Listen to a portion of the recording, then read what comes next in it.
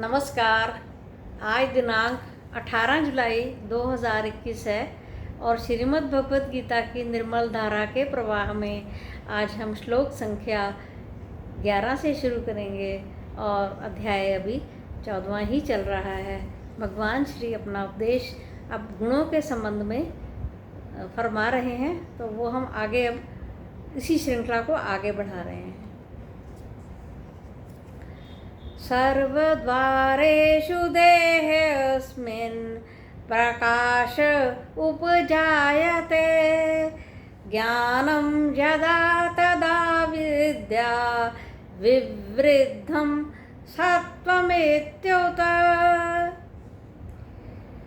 जब इस शरीर के समस्त द्वारों में अंतःकरण बुद्धि की वृत्ति का नाम प्रकाश है, वो प्रकाश उत्पन्न होता है, तब इस ज्ञान के प्रकाश के चिन्ह को समझना चाहिए कि सतोगुण बढ़ा हुआ है। आगे कहते हैं रजोगुण के चिन्ह क्या होते हैं। लोभा प्रवृत्तिरारंभा कर्मणाश्मा स्पृहा, रजस्येतानि जायन्ते विवृद्धे भरतर्षभ। हे भरतवंशियों में श्रेष्ठ, लोभ यानी चेष्टा, सांसारिक चेष्टा जब उत्पन्न होती है तो कर्मों का आरंभ उत्पन्न होता है, उसमें रजोगुण उत्पन्न होता है, क्योंकि लोभ अपने आप में ही ज़्यादा प्राप्त करने की एक लालसा है और आसक्ति उत्पन्न होती है। जब लालसा होगी तो आसक्ति भी होगी। इस प्रकार से ये चिन्ह रजोगुण के बढ़ने पर उत्पन्न होते हैं। आगे तमोगुण के बारे में बताते हैं। अप्रकाशो अप्रवृत्तिश्च प्रमादो मोह एव च, तमस्येतानि जायन्ते विवृद्धे कुरु नंदन। हे कुरु नंदन, ये सब चिन्ह जिस प्रकार से अप्रकाश यानी इंद्रियों में अपने वशीभूत में नहीं है, जो भी हो रहा है, चाहे वो किसी भी तरफ जा रही है कंट्रोल के बिना, और अप्रवृत्ति यानी कि कर्मों में बिना किसी प्रवृत्ति के उन्माद सा, एक तरह से प्रमाद, उन्माद, आलस्य, मोह इत्यादि जब उत्पन्न होता है, ये सब गुण तमोगुण की वृद्धि होने पर उत्पन्न होते हैं।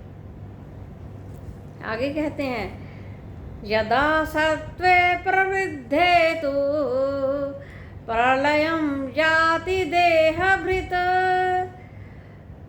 तदोत्तम विदां लोकान् मलान् अप्रतिपद्यते। जब सतोगुण की वृद्धि होने पर देहधारी मृत्यु को प्राप्त होता है, तो वो अमल यानी मल रहित निर्मल लोकों में उनका निवास होता है। आगे कहते हैं रजसी प्रलयं गत्वा कर्म संगीषु जायते, तथा प्रलीनस्तमसि मूढ़जोनिषु जायसे।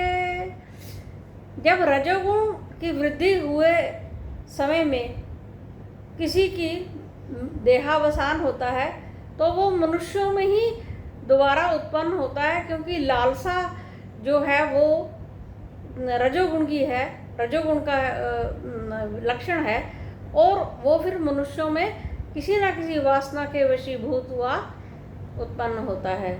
लेकिन जो प्रमादी चित्त वाला और आलसी और इंद्रियां बिना किसी कंट्रोल के अपने आप व्यवहार कर रही हैं, ऐसा वाला जो व्यक्ति है वो मूढ़ योनियों में जाता है, यानी मनुष्येतर योनि, मनुष्य से नीचे की योनि में वो चला जाता है, अपने ही गुणों और व्यवहार के कारण।